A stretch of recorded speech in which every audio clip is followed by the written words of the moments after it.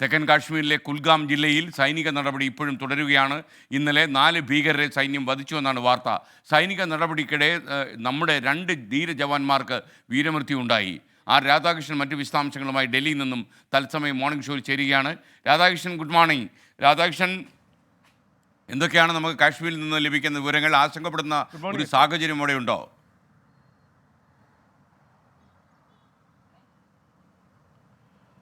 എസ്കെൻ, ഈ കുൽഗാം എന്ന് പറയുന്ന കുൽഗാം ജില്ല കേന്ദ്രീകരിച്ചുകൊണ്ട് ഭീകരർ കഴിഞ്ഞ കുറച്ച് നാളുകളായിട്ട് വലിയ രീതിയിലുള്ള ആക്രമണ പദ്ധതികളാണ് സൈന്യത്തിന് നേരെ നടത്തുന്നത്. ഇവിടെ നമ്മുടെ സേന ഇപ്പോൾ സ്വീകരിച്ചിരിക്കുന്ന ഒരു തന്ത്രമുണ്ട്. അതായത് ഈ കരസേന, ഒപ്പം CRPF, ഒപ്പം പോലീസ്, ഈ 3 വിഭാഗങ്ങളും കൂടി ചേർന്ന് സംയുക്ത സേന എന്ന രീതിയിലാണ് അവിടെ പ്രവർത്തിക്കുന്നത്. കാരണം കരസേന ഒറ്റയ്ക്ക് പ്രവർത്തിക്കുന്ന ഘട്ടത്തിൽ ഈ മേഖലയുമായി ബന്ധപ്പെട്ടിട്ടുള്ള പ്രാദേശികമായിട്ടുള്ള പരിചയം അവർക്ക് ഇല്ലാത്തതാണ് അതിന് പ്രധാനപ്പെട്ട കാര്യമായിട്ടുള്ളത്. CRPF കൂടുതൽ സഹായത്തിന് ഈ സേനയ്ക്ക് അനിവാര്യമാണ്. ഒപ്പം പോലീസ് ആണെങ്കിൽ ഈ പ്രാദേശികമായിട്ടുള്ള വഴികളടക്കമുള്ളവ അറിവുള്ളവരും ഒപ്പം പ്രാദേശികമായിട്ടുള്ള ആളുകളുമായിട്ട് പരിചയമുള്ളവരുമാണ്. അങ്ങനെയുള്ള ഒരു സാഹചര്യത്തിൽ 3 പേരും ഒരുമിച്ചാണ് പ്രവർത്തിക്കുന്നത്. കുൽഗാം അടക്കമുള്ള ജില്ലകളിൽ നിന്ന് ഭീകരരുടെ സാന്നിധ്യം പൂർണ്ണമായിട്ടും ഇല്ലാതാക്കുക എന്നുള്ള കർമ്മ പദ്ധതിയാണ് ഇപ്പോൾ ജമ്മു കാശ്മീരിൽ നടപ്പാക്കി വരുന്നത്. ഇതിന്റെ ഭാഗമായിട്ട് എല്ലായിടങ്ങളിലും ഈ ഭീകരർ എത്തുന്നു എന്ന് വളരെ കൃത്യമായിട്ടുള്ള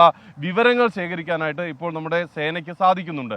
അതിന്റെ ഭാഗമായിട്ട് ലഭിച്ച വിവരങ്ങളുടെ അടിസ്ഥാനത്തിൽ കഴിഞ്ഞ തിങ്കളാഴ്ച മുതൽ തന്നെ കുൽഗാമിന്റെ വിവിധ ഭാഗങ്ങളിൽ വ്യത്യസ്തങ്ങളായിട്ടുള്ള വിഭാഗങ്ങളായിട്ട് തിരിഞ്ഞ് ഈ സംയുക്ത സേന പരിശോധന നടത്തി വരികയാണ്. ഈ പരിശോധന നടത്തുന്ന സംയുക്ത സേനയ്ക്ക് മുന്നിൽ ഉണ്ടാകുന്ന പ്രധാനപ്പെട്ട പ്രശ്നം ഈ നുഴഞ്ഞു കയറുന്ന ഭീകരർ അല്ലെങ്കിൽ അവിടേക്ക് എത്തുന്ന ഭീകരർ ഗ്രാമങ്ങളിൽ എത്തുകയും ഗ്രാമീണരെ മറയാക്കിക്കൊണ്ട് സേനയ്ക്ക് നേരെ ആക്രമണം നടത്തുകയും ചെയ്യുന്ന ഒരു രീതിയാണ് അവർ അവലംബിച്ചു വരുന്നത്. അത് വലിയ പ്രശ്നമാണ്. കാരണം ഈ ഗ്രാമീണരെ മുന്നിൽ നിർത്തി ഇവർ സേനയെ നേരിടുമ്പോൾ ഇവരെ ഇല്ലാതാക്കി മാറ്റാനായിട്ട് സേനയ്ക്ക് വലിയ ശ്രമകരമായിട്ടുള്ള ഒരു സാഹചര്യമാണ് ഉണ്ടാകുന്നത്. ഇതാണ് ഇപ്പോൾ കുൽഗാമിൽ ഉണ്ടായിരിക്കുന്നത്. ഇതിൻ്റെ ഭാഗമായിട്ട് നടത്തിയ ശ്രമങ്ങൾക്ക് 2 വ്യത്യസ്ത സംഭവങ്ങളാണ് ഉണ്ടായത്. ആദ്യ സംഭവത്തിൽ നമ്മുടെ ഒരു സൈനികന് വീരമൃത്യു ഉണ്ടായി.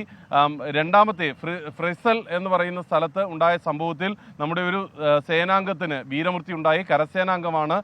എന്നാൽ 4 ഭീകരരെ വധിക്കാനായിട്ട് അവിടെ സേനയ്ക്ക് സാധിച്ചിട്ടുണ്ട്. ഈ മേഖലയിൽ ഏതാണ്ട് 8ഓളം ഭീകരർ 2ഇടങ്ങളിലുമായിട്ട് ഉണ്ട് എന്ന വിവരം ആണ് ഇപ്പോൾ സേനയ്ക്കുള്ളത്. ഇതിൻ്റെ അടിസ്ഥാനത്തിലാണ് ഈ പരിശോധന പുരോഗമിക്കുന്നത്. രാത്രി അടക്കം പരിശോധന നടക്കുന്ന രീതിയിലാണ് കാര്യങ്ങൾ മുന്നോട്ട് പോകുന്നത്.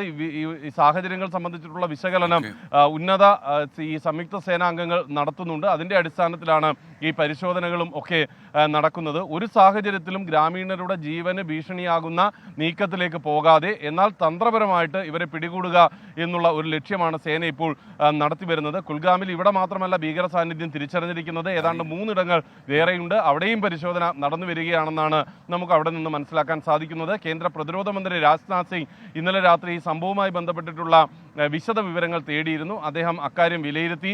ഈ അവിടെയുണ്ടായ ഭീകരാക്രമണത്തിൽ വീരമൃത്യു വരിച്ച നമ്മുടെ സേനാംഗങ്ങളോടൊപ്പം രാജ്യമുണ്ട് എന്ന സന്ദേശമാണ്, അവരുടെ കുടുംബാംഗങ്ങൾക്കൊപ്പം രാജ്യമുണ്ട് എന്ന സന്ദേശമാണ് പ്രതിരോധ മന്ത്രി നൽകിയിരിക്കുന്നത്.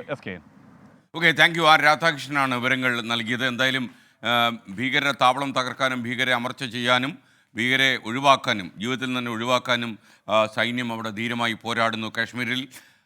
അതിനിടയിൽ ഒരു ലതിക കുമാരി ചോദിക്കുന്നു, നമ്മുടെ ഈ രാധാകൃഷ്ണൻ എന്താ മീശ വെക്കത്തില്ലെന്ന് തീരുമാനം വല്ലതും ഉണ്ടോ എന്ന് ചോദിക്കുന്നു. വല്ലാത്തൊരു ചോദ്യമായി പോയി. മീശ വയ്ക്കാനുള്ള സ്വാതന്ത്ര്യം പോലെ മീശ എടുക്കാനുമുള്ള സ്വാതന്ത്ര്യം ആളുകൾക്കില്ലേ ലതിക കുമാരി? മാത്രമല്ല, ഈ മീശ എന്ന് പറഞ്ഞ വലിയൊരു സംഭവമുണ്ടോ. നമ്മൾ ജോയി ആലൂക്കാസിൻ്റെ ജുവലറി ഷോപ്പുകളിൽ നിങ്ങൾ പോയിട്ടുണ്ടെങ്കിൽ അവിടുത്തെ സ്റ്റാഫിനൊന്നും മീശയില്ല. നിങ്ങൾ ശ്രദ്ധിച്ച് നോക്കിക്കോളൂ. മാത്രമല്ല, ജോയി ആലൂക്കാസ് എൻ്റെ അടുത്ത സുഹൃത്തുക്കളുടെ ഒരാളാണ് അദ്ദേഹം. അദ്ദേഹത്തിന് മീശയില്ല. അപ്പോൾ ഞാൻ ഒരിക്കൽ അദ്ദേഹത്തോട് ഈ പുരാണം ചോദിച്ചു, എന്തുകൊണ്ടാണ് അങ്ങ് ഇത്ര മീശ വിരോധിയായി മാറുന്നത് എന്ന് ചോദിച്ചപ്പോൾ അദ്ദേഹം പറഞ്ഞു, ഈ കടയിലേക്ക് വരുന്ന ഒരു കസ്റ്റമറാണ് രാജാവ്. കസ്റ്റമർ ഇസ് ദ കിങ് എന്നല്ലേ നമ്മൾ പറയുന്നത്. അപ്പോൾ ഒരു ഉപഭോക്താവിൻ്റെ മുന്നിൽ മീശയും ചുരുട്ടി എൻ്റെ ജീവനക്കാരെ നിൽക്കണ്ട. അതുകൊണ്ട് ഞാൻ അവരോട് പറഞ്ഞു മീശ വയ്ക്കാൻ പാടില്ല. പിന്നെ അതിന് അവർക്കൊരു ആവേശം പകരാനായിട്ട് ഞാൻ ആദ്യം മീശ എടുത്തു എന്നാണ് പറയുന്നത്. അപ്പോൾ മീശ എന്ന് പറഞ്ഞാൽ ചെറിയ കാര്യമല്ല, വ്യാപാരം കൂട്ടാൻ വരെ മീശ ഉപകരിക്കുന്നു എന്നാണ്.